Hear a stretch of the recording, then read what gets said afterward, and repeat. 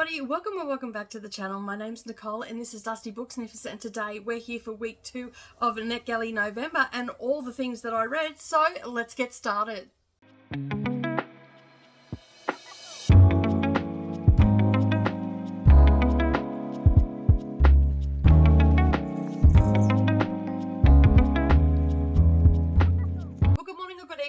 And welcome back to the channel. Thank you for taking some time out of your day and spending it with me while I prattle on about the books that I have read, not finished, and also have reviewed and still need to review. Alright, so basically we are here to talk about all the NetGalley books that I have read. As you know, we're doing NetGalley November, and this is the second week's worth of reading. Now I've got a few to get through, so I'm going to do it rapid fire just so I don't hold you up for too long, but I keep getting asked questions on sprints, what have I read, and all the things, so I figured, you know what, here's the video to let you know everything that I read. Alright, I'm going to start off with the sad part of the video, which is the DNFs. And the first one that I'm going to talk about is actually, it's called Karma and Kismet. And basically, this was a non-fiction memoir book. And to be honest, while the story was probably really good for some people, it just wasn't a story for me. I was expecting more about all the things that, I'll just put my iPad down. I was expecting more things about, you know, cultures and all that sort of stuff. And, you know, like investigating a little bit further into the culture, the history and all that sort of stuff, and I didn't really get that. So I guess it's my own fault. I didn't read the synopsis all that well, obviously, or I'd just forgotten what it was about, and maybe at the time that I requested it, I thought that that would be a nice book to read. Now, the author of this book is Michael Chandler. I've just got my iPad with the list here. Michael Chandler, and I believe he is a life coach in the United States, so and quite a well-known one. I have never heard of him before, so I also had that where I'm like, why do I actually have to care about this? You know, like I don't really need to read this. It's not something that I'm gelling with, but I ended up getting to 62% of this book, and we basically were just following his life journey. He had an abusive father, and just how he was working through the process of his childhood trauma and through travel and all that sort of stuff. But there wasn't a lot. It was more about him and what he was doing in those areas, as opposed to what I thought it was about the cultures and all that sort of stuff. Now, there was a little bit of that in there. I just would have really liked a lot more of it. So essentially, I've gave this 2 stars because I actually didn't care in the end. I just did not care about his journey. And I just don't think it was written. It wasn't a compelling read. Like, I've picked up memoirs before where it's been a personal journey, and Hey Mama comes to mind. That was about a gentleman that was writing letters to his mentally ill mother, and we went on a 20-year journey in those letters, and that was a compelling read. This I found very flat and boring, and it could have just been a time factor, but I ended up DNFing it because I just, the further I got into it, the more I just didn't care. I mean, ultimately, I did go and have a look at the last couple of pages of it as well after I'd reviewed it. I'm like, you know what, maybe I was being a bit too harsh. I've got time to, you know, redo this review or maybe continue on with it. But I ended up skimming to the last couple of chapters, and basically it ended how I thought it was going to end it, and I just really didn't get anything from it. I mean, it might have been a great story for some other people, but for me, it just wasn't a great story. So that was Karma and Kismet, and unfortunately, only got two stars. Okay, so the next one that I'm going to talk about is Play of Shadows. Now, this one had a really good premise. This one was like a swashbuckling. It had swordplay. It had, you know, an escape, and it was the worst night to escape and all the rest of it. The premise of this story had me from the synopsis. It absolutely had me. Now, this is an audiobook that I am actually reviewing, and so they want to know what the narration's like and everything like that if you review an audiobook. And so basically with this one, I ended up having to DNF it, and it was because there were so many there were so many different voices, and it was just too much for my little brain to handle. And I slowed this right down, and it was still too much. I thought maybe because I had sped it up a little bit, because I listened to my audiobooks a bit faster. It wasn't the case. There was just too many characters, so much going on, that it was just too much for me. And unfortunately, this book is already out. This one is one that's been on my list, I think, since the end of 2023, beginning of 2024. It's one that I should have got to a lot sooner, and I didn't. And unfortunately for me, this audiobook, it just wasn't for me. And that is rare. Like, normally I can push through on an audiobook. I won't necessarily DNF it. It has to be a pretty shabby story and a pretty shabby audiobook for me to go, you know what, I'm not going to do it. Now, in saying that though, this story I still want to read. So I'm actually going to try and find it either at my library, secondhand, or even on, you know, one of the subscriptions such as Kindle or Everend, and actually read it with my eyeballs, because while I didn't gel with the audiobook, I absolutely want to read this story because it sounds like it's going to be a fun time. And the things that were happening in it were actually keeping me engaged, but it was just too much. Like, it was actually hurting my ears to listen to it. And I don't often get like that with audiobooks. But this one, there was just too much going on. I mean, way too much going on. And at the end of the day, you know, like swashbuckling and escaping and hiding out and all this sort of stuff sounds like a fun time read. And I really want to get into it. And it is a fantasy. So I do like to read a bit of fantasy from time to time. So that is that one. And unfortunately, I ended up giving this 2 stars as well. My DNFs, I generally give 2 stars because, you know, it's a me thing. It's not necessarily a product thing, but in this case it was just too much, and I'm pretty sure that there'll be a lot of other people out there that may find this a little bit jarring as well. So I ended up DNFing it, but as I said, I am going to look it up because I do want to read the book because I love the premise in the synopsis. Okay, so the next one that I'm going to talk about, the next group of books I'm going to talk about are the craft and cookbooks that I have reviewed in the last week. So the first one that I'm going to talk about, which I actually finished last week but I hadn't reviewed it, was making pottery without a kiln. Now, I have been really getting into a reality TV show, like a competition reality show, where they're doing, it's called the Great Pottery Throwdown, I think is what it's called. And I've been watching that, and I love pottery. I did a course back in my 20s of glazing and throwing on the wheel and all that sort of stuff. So as you can tell, I've been crafty a lot in my life. Now this one is a little bit special because I don't have access to a kiln, but I'd like to get back into pottery, and this one came along right when I started watching this, and this was a read it now as well, and I do believe it actually is still available. And as I said, it's making pottery without a kiln. So this is a lot of construction, and it's making like ornaments, it's making little tiles for like little name tags for pots and all that sort of stuff.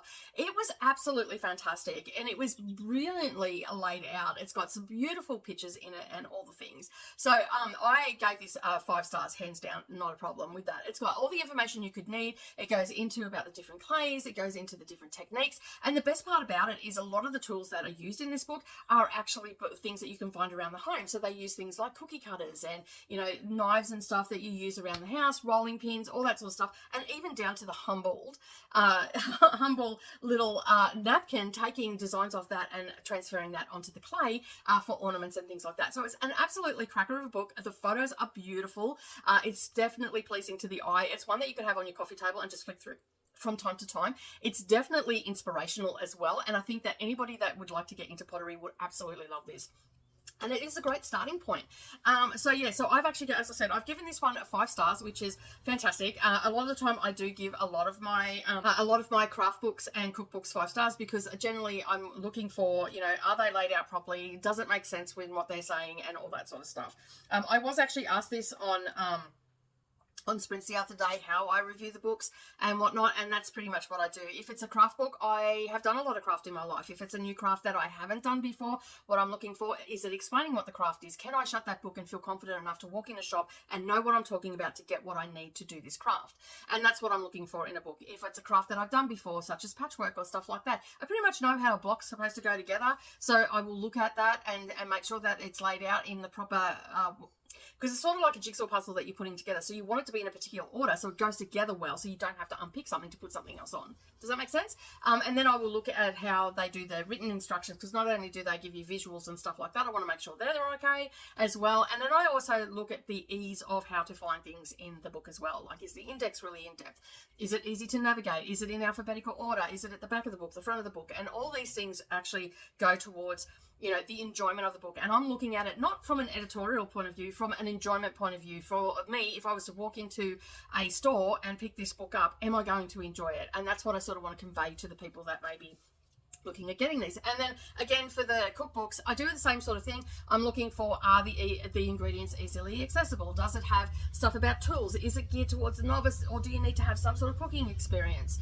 Or can someone who's never cooked before pick this book up? And these are all little check things that I have that give me the star values and stuff like that. And then I look at recipes, you know, accessible ingredients. You know, is it suited to someone that lives in Australia when it may be more suited to someone that lives in, let's say, example, in Europe, because there are ingredients here recipe that we have that you can't get in Europe, and vice versa. And then I also look at the method of how to create this. Now I want to see, you know, it's step by step because I cook. I sort of know what the process is in a kitchen. I look at that method and is it going to be an easy flow recipe? So you don't want a recipe that has preheat the oven at the end of the recipe. You want it at the beginning because that's the first step, preheat the oven. And then, you know, mix the dry ingredients together, then add the wet ingredients. So you want to go in that order, and that's how I review them. So for those that are wondering how I review the books, that's how I review them. That's how I get to my star rating. So anyway, the book that I want to talk about for the next craft book, which, as I said, that pottery book was beautifully laid out. Anybody that's done pottery before will get something out of it, inspiration. Anybody that hasn't done pottery before will definitely get something out of it. The next one that I read, which was we're moving on to onto cookbooks now. So I reviewed 2 cookbooks this week. Let me just have a look at my list. Yes, I reviewed 2 cookbooks this week. One of them was the Bread Machine cookbook. This was a very no-nonsense cookbook. It basically has over 100 recipes for bread and everything. I'm pretty sure it was. It's been newly updated. So this has been out for some time, but they've added some more recipes and updated some things to the newer machines and stuff like that. It does cover a lot of different breads and whatnot. So it's definitely something that you're going to have as a reference book. It's a no-nonsense book. There's no wonderful pictures or anything like that. There's a few line drawings throughout and whatnot, but it does go through tools. It does go through like the different things that you might need for bread making and stuff like that, and also making dough. It's, as I said, it's a no-nonsense sort of book. I gave this one 4 stars because I do like to see pictures in my cookbooks. I think it makes it a little bit more pleasing of a pleasing experience, and it doesn't feel so textbooky, whereas this one sort of felt a little bit textbooky. So that's why I knocked a star off. But still, lots of great recipes, a great resource to have in the kitchen. My daughter's just sort of got into making bread by hand, but she wants to get a bread maker. I would definitely buy this for her because I think it would be a great reference. In fact, I probably would buy this for anybody that wanted to start making their own bread, including myself. But I've been using my bread machine for ages, and I sort of know what breads I like to make in it. I would like to get into like sourdough breads and stuff like that, but I feel like my kitchen's too hot to keep the starter alive, and that's why I haven't done it. So yeah, so that was the cookbook. Then the other one that I read this week was called 52 Shabbats, I think is how you pronounce it. And this is 52 Friday night dinners. So it's centered around the Friday night dinner, and this is beautifully presented. So it gives you a main meal, but also in a little box on the page, it will actually give you, so you've got the main recipe that you're going to make from the book, and there's 52 of them, but it also gives you ideas of what you can add with that meal. So it'll give you a starter, the main meal, dessert, maybe something a little bit extra, a drink or anything like that. And it's basically turning your Friday night meals into something more and whatnot. So you don't have to be of the Jewish faith to have this book. I think this would be great for any family dynamics, and you don't have to necessarily do it on a Friday. You could do it on any day, but this has definitely got information about the different foods and everything like that. It's got tips and tricks as well. It also has some beautiful pictures in it, and it's very well laid out. And it is a seasonal one as well. So it's laid out in the seasons, so which means that it's going to be cheaper to get your food because you're shopping seasonally as well. So, and it has all the information about the faith and all that sort of stuff in the front of the book as well. It wasn't an in-depth information, but it was enough to give you a generalized idea of the faith and all that sort of stuff in there. And it goes on, touches on tools and stuff that you can use for the recipes. And as I said, it's got tips and tricks throughout it as well. So I think this is something that, some of the food that's in there looks absolutely divine. The pictures are beautiful and everything like that. And it's a book that I've actually added to my wish list because I don't think that I have to worry about being of Jewish faith or anything to get anything out of this cookbook. So you can definitely get something out of it. All right, now let me just have a look, because the next section we're going to move on to is the non-fiction. And I did read a lot this week. Okay, so now we're moving on to a non-fiction, as I said, and I've read quite a few this week. So I'm going to start off with the dreaded conversation that people don't like to have, and that is about ChatGPT and AI. So one of the books that I got, it was a pre-approved book that I got from buzzbooks.net, as I have been pre-approved for the books on there, and I'm pretty sure that most of these actually came from this publisher.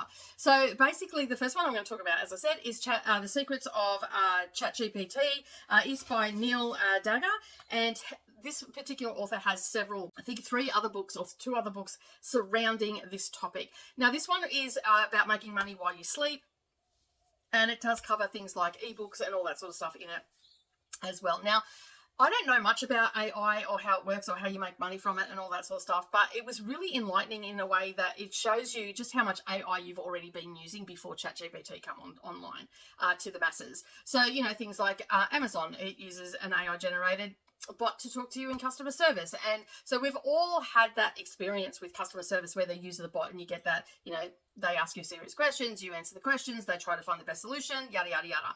This goes into a little bit more detail on how to use ChatGPT for making money, such as, you know, maybe summarizing things for people, all that sort of stuff. And while I was reading this book, I actually was talking to my daughter about it. She said that she used ChatGPT to get a list of what to pack to go to the UK. So I thought, you know what, let's just play around with this a little bit now. And if you've been around for a bit, you've heard us talk about that Koda created a spreadsheet with time zones and all that sort of stuff, and basically used the help of ChatGPT with the coding and stuff like that, where had problems and whatnot to try and problem solve that. So I knew that it had that capability as well. What I didn't know is that, you know, you could do it for these other applications. You can use it for on your own website. You can do all this sort of stuff with it. And then I went down the rabbit hole. Like, this book sent me down the rabbit hole of AI. Do I know much more? No. Am I just as confused as I was when I first started? Probably not as confused, but still a little bit of confusion. I did enjoy reading this. It was a pretty easy read, and it was fairly point form. So if you know nothing about AI or how ChatGPT works, you will get something out of this book. I've given it 4 stars because for me, I did actually glean stuff from it, and then I started playing around with it. And you know, and it just saying, you know, like a lot of people say, oh, it's crap, it doesn't work, and all the rest of it. But this also tells you, you know, you have to get oddly specific with AI because AI is still learning. So you have to get oddly specific with it and how to prompt it and all that sort of stuff. And I could see how this could work for certain industries and stuff like that. For mine, not so much. And then it sent me down the rabbit hole of, you know, creating crochet patterns and all that sort of stuff, because there's been buzz around the craft community about AI creating these craft patterns, but they're AI generated. So do they actually work and stuff like that? So that sent me down a rabbit hole for that. So this is why it's got 4 stars for me, because if a non-fiction book can provoke me to go and learn something, then I'm all over it. And basically this is what this book has done. Have I picked up his other books? No. I have put them onto a to-read list. I want to look at them a little bit further and see what else. But there are so many things out there now talking about AI and how it can improve your income and all this sort of stuff. And that's what had me intrigued, because you know what? It's here. We can't fight it. It's not going to go away. I mean, you know, I guess if it turns into like a Terminator scenario or something like that, well, then maybe it might be a bad thing. But right now, I can see how there would be some negatives to it. I definitely see that. But I see a lot of positives too, of helping us to be more efficient, to be more cohesive in what we're trying to outlay to our customers and stuff like that. And I got this one because it is money, like make money while you're sleeping and stuff like that. And I'm like, you know, hey, I could always do with an extra income stream and all the rest of it. Did it give me that? No, it didn't. It was basically telling me about AI, but it did give me enough of a push to start looking down the rabbit hole of AI and ChatGPT. And so for that, I gave it 4 stars. All right, the next one, let me just grab my list off here. The next one I'm going to talk about is the ADH workbook. This one was a non-fiction. And this one, where is it? I just had it. This one is by Marlowe Stone. Now, I don't, my children have never been formally diagnosed, and nor has my husband, but they definitely show the signs of ADD or ADHD, and there's some things that they do that are very, very on point that were talked about in this book and stuff like that. So I originally got this book to sort of help one of my daughters who basically struggles with keeping things tidy because she gets so focused on other things that everything else around her just explodes. And it doesn't implode, it just explodes. So it looks like a bomb's gone off and everything is everywhere. And I thought that there might have been some strategies that I could glean from this to help her out. And there was a couple of things that I will slightly suggest to her, because if I tell her to do it, she won't do it. But if I suggest it or I start doing it myself, then she'll start to mimic me and then she'll do it. So that's sort of why I got this. Now, I found it quite useful, and not only for people that have ADHD. There are a lot of things in here for people, like I hear from my friends all the time, I'm time poor, I don't have time to do this, I don't have time to do that. I feel like some of these strategies could work for them. A lot of the strategies that are in here I've used already. So like there was one where, you know, put a basket in each room, and anything that doesn't belong in that room, put it in that basket. But at the same time, like, how many baskets do you really need around your house? I have one in the lounge room that covers anything that's got to go into another room. So basically, or I put it in one spot in the lounge room. So I don't use my recliner because I sort of sit in the corner of my lounge, and I don't use the recliner very often. And in fact, no one really uses the recliner because there's not all of us sitting in there at one time. So the recliner has a bag on it that looks like a crafting bag. So I chuck anything that doesn't belong in the communal areas in that, and then I'll go and put it away. So I've used different strategies that, you know, the gamification of things. The only thing that I found really odd was like inviting friends and family over to help you clean. Like, yeah, family maybe, like if I was doing a big move or something like that, that would be great. But to do general cleaning, they've got enough of their own crap to deal with without inviting them over. So there was some odd things that I thought were quite interesting choices. But the gamification of things like cleaning, who can clean the quickest, and all that sort of stuff, and the reward system that was meant... Was this one? Because I read another book a little while ago that had reward system. I think it was in this one, but they did have the gamification one in it. And I used this strategy with my kids when they were younger. So that also works as well. So just putting my thing back in. I've given this 4 stars because I feel this was one that I had as an ebook, but I would have probably preferred to have it in the physical book to work through. There were a couple of things that it said, you know, put a scan on this now. It didn't work for me. So if you're on the ebook, I'm guessing that it may not work. So yeah, so I sort of knocked a star off that because there was different things that just weren't working in the ebook for me. So I think this is definitely one that you need in the physical, and probably one that you could work through with your child and find out what works for them, and all that sort of stuff, because there is lots of strategies in here that you could implement. Would you implement them all? No, because that would be burnout in itself for someone with ADHD. So yeah, I think that it would be something that maybe you could trial for a little while, and it might be able to help you. But if you want to see hear about it a little bit more in depth from a professional's point of view, go and check out Vanessa, because Vanessa works with these strategies and stuff like that. And she also read this book as well, and she was coming to it from a different angle. She was coming at it from a professional angle, so whether she could, recommend this to some of her clients and stuff like that. So, and I think that we've talked about it on Sprints before while she was reading it and whatnot, and so you could go and always check out her review over on Goodreads. In fact, I encourage you to, if you're thinking about getting it, I encourage you to go and check out her from a professional's point of view, because I'm coming at it from a layman's terms and what I would get out of it for my family. So I'm probably rating it maybe a little bit too high, but I would definitely go and check out Vanessa's Goodreads review on that. And if I remember, this is my reminder in editing to put that in the description, so you can go and check that out, because it's always good to get a point of view of two different books. There were a few things that we were quite similar on point and stuff like that, like thoughts and all the rest of it. Off the top of my head, I can't remember them right now, but I did get, as I said, I think this would be a good one to have in the physical and actually be able to work through this with the person that you're trying to help and all that sort of stuff. All right, let me refer to my list and move on to the next one. Let me just cross that one off. The next one that I'm going to talk about is called Rewriting Illness. Now, this is a memoir of a woman that was diagnosed with cancer and her journey through that. Now, this one might not be for everyone because it is dealing with cancer, and there is a lot of talk about it and a lot of talk about the healthcare system in the United States and all the things. But this not only, it was okay. It was okay. It wasn't as interesting as I thought it was going to be, but that's more a me thing. That's not necessarily a book thing. It is a hard topic to talk about. It is about cancer, and basically I found it quite interesting. But the thing that I found interesting was her talking about, worrying about my health, almost like self-fulfilling prophecy. Like, she worried about her health all the time, and then she ended up unhealthy.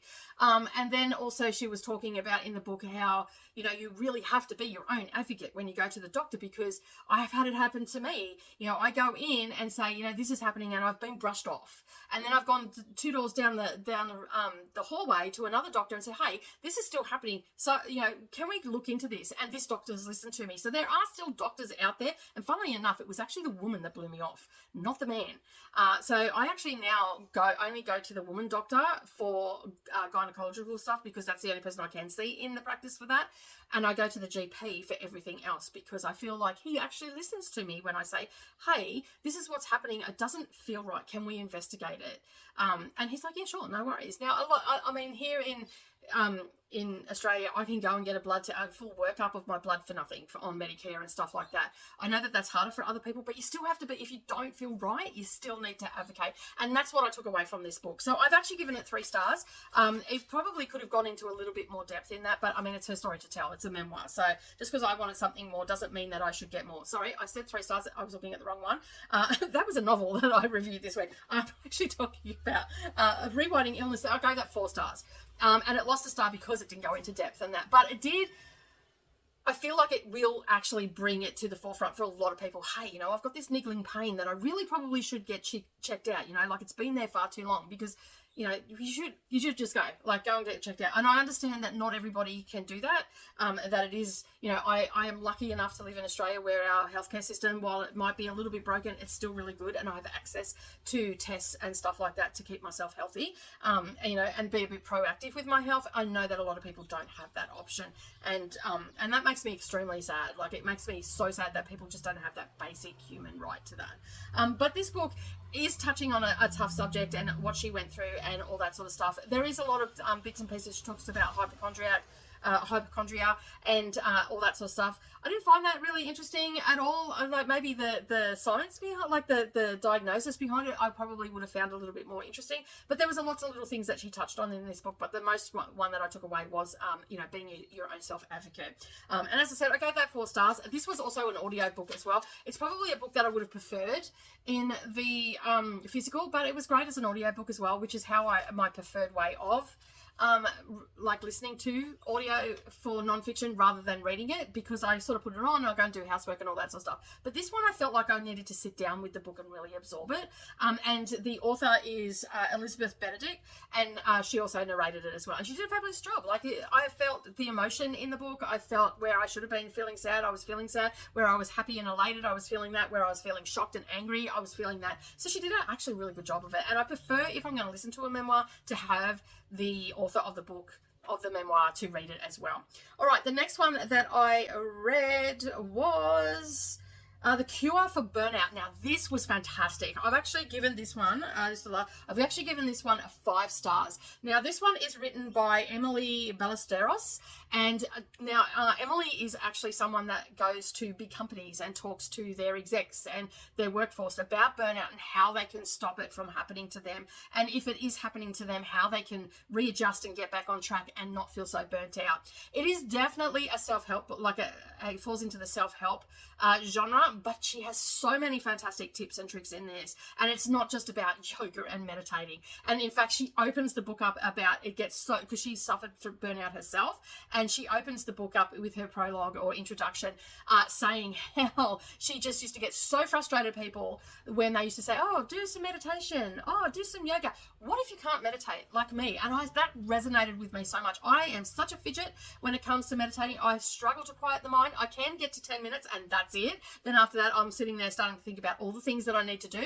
I used to only be able to do it for 2 minutes, and I don't do it very often, and I don't usually do it when I'm really stressed. So there's that. But this also gives you different tips and tricks, and it also gives you real life scenarios. So people that she's worked with who have had problems with burnout and all that sort of stuff. You know, it covers everything from women to men with burnout. It's not just one-sided. It is a very well balanced book, in my opinion, and I absolutely loved it. I thought it was a fantastic book. It is definitely a book that I'm going to buy in the physical form, because I feel like that I could take so many notes. I could get so many. I could highlight the hell out of that book and just, you know, make a plan for myself to stop myself from getting burnt out.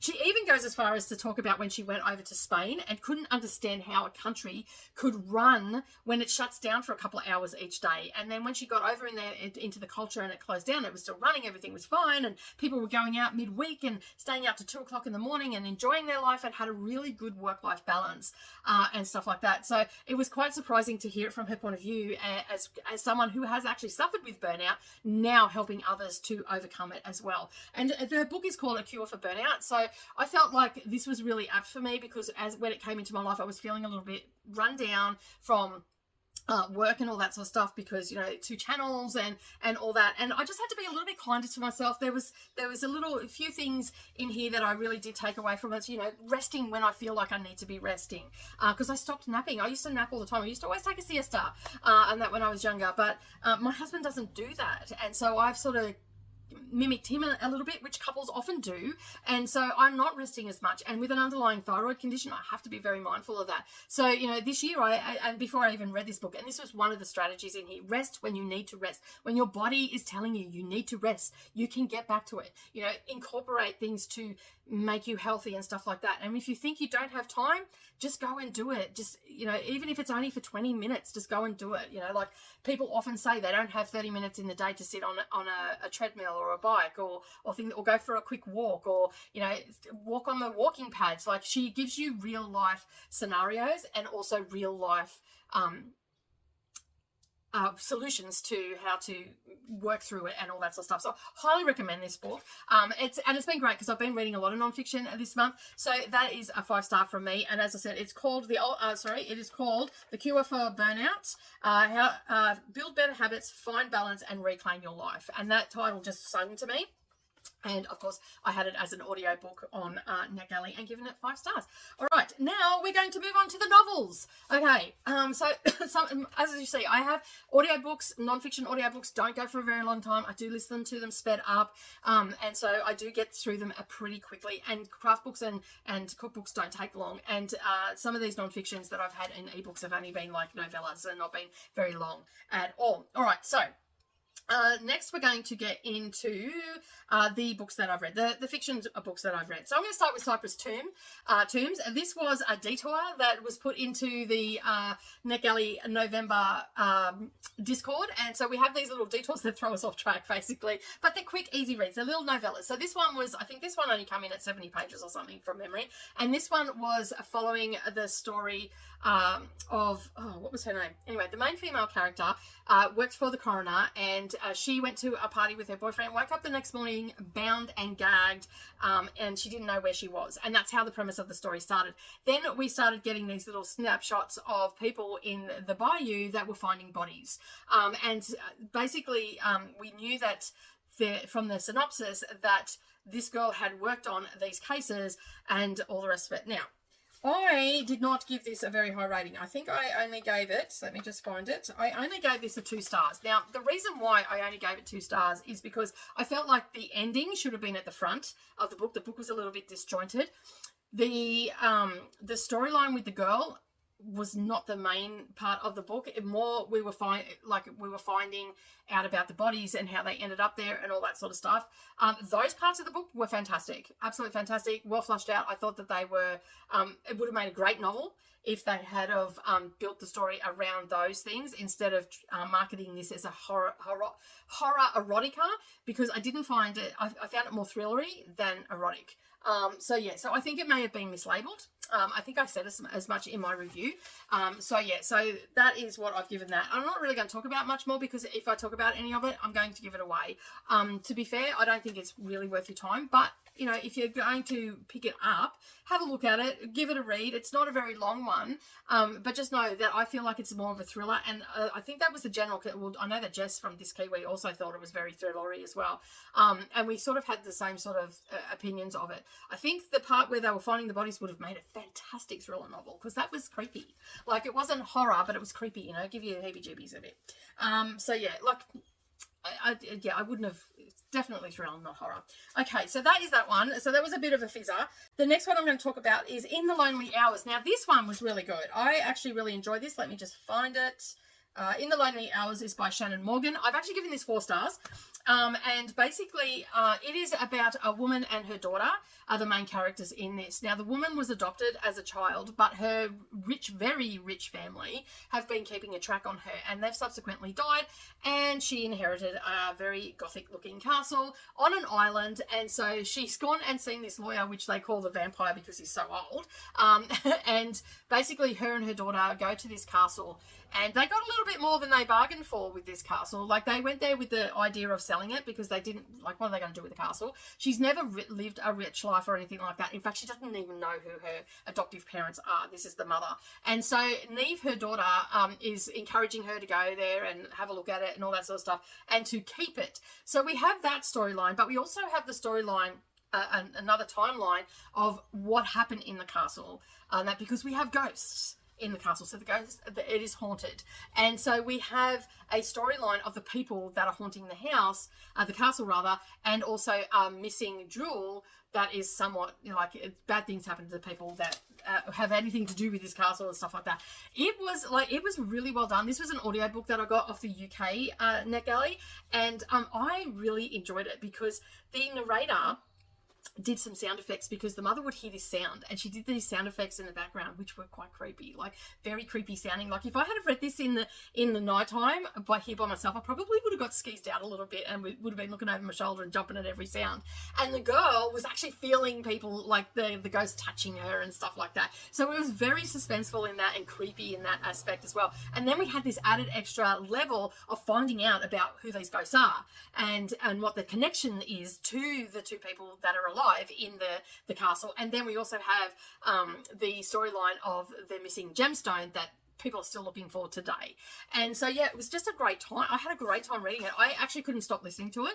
And as I said, I've given it 4 stars. So I'll link up the links down below where you can get all these books as well. You can go and check them out for yourself. And if it's something that you think that you might like to buy, well, then the link will give me a little bit of a commission. And basically, you don't pay anything more. And I always try to find the cheapest one as well. All right, the next one. So that was in the Lonely Hours by Shannon Morgan. And I am keen to read a little bit more of Shannon Morgan stuff if she writes in the creepy thriller horror genre. I think that she's a fantastic writer. All right, the next one that I read was The Murderous Misses of Concord. This is a tongue tie. This one I read with my eyeballs. I read this over the entire week. This is actually following Louisa May Alcott, the author of Little Women. She now, after the success of Little Women, she's now living in Concord. She's raising pigs and she's living a fabulous life when suddenly we have a murder. And she is then helping to solve the murder. And she's getting some flack, you know, from the community and all that sort of stuff, but there's a lot of reasons why people wanted to bump this person off. And so we just go through the process of that. I'm not going to say too much about it. I actually gave this 3.5 stars, 3.75, stars. And basically, I had a good time. It was cozy. Every time I curled up with it, I was invested in the story. The writing was really good as well. And I just thought it was a fabulous way to, you know, pay homage to a author that obviously the author really likes Little Women. And it was great. Like, yeah, I don't know what else to say about it because otherwise I'll end up giving it away. But I just had a fun time reading it, and I curled up every night and picked it up in the mornings and read a few pages and eventually got through. It's only a couple of 100-page book, so it borders for my novellas, what I would call. So it was a great little cozy mystery centering around Louise May Alcott from Little Women, being the detective. I mean, what more could you really want? So yeah, I thoroughly enjoyed it. As I said, I gave it 3.75, and I was in a mood for a good mystery, so that was good.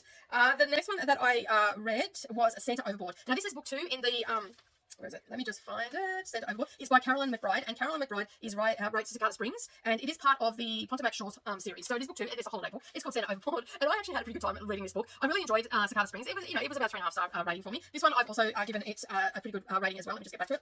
I've actually given this 4 stars because I had a great time reading this book. I had some laugh out loud moments. I was cracking up laughing at the gyrating Santa and all the rest of it. So the premise of the story is we are just sort of coming out of COVID times. These have been, the first one was about COVID, like written during COVID, and she's a 40-something, newly divorced, newly empty nester. So this is sort of not the divorce part of it, but the empty nesting part of it is really resonating with me. So I was having a fun time reading this, and it's just sort of showing us how she's navigating through her life with her daughter being away at college. She does have a new love interest in her life, and so we're at the holiday end of the year. We met them earlier in the year in the first book. You don't need to have read the first book, but it does have a little bit in there that you might go, oh, I don't understand what that's about. But there is enough of a description there to know, oh, this obviously happened in another book, and that was the storyline. But we have Katie, who's the main female protagonist in this. As I said, she's a 40-something. I love reading about older characters, especially closer to my age and whatnot, where they're navigating life. You know, life chucks a lot at us, and in our 40s, sometimes our life can just implode. And this is exactly what's happened to Katie. She's found out that her ex-husband had another partner, and they're having a child, and all the things, and her daughter's off at college, and all that sort of stuff. And then Christmas time has rolled around. Now, in the first book, she met a great group of women, and she's really connected with them. This group of women are back again, and now they're trying to organise a social distancing Christmas parade, and so they're trying to do a few things and all that sort of stuff, and that's where the chaos sort of starts coming in. And then one of the ladies actually has a no good Nick partner, and all I'm going to say, the gyrating senator,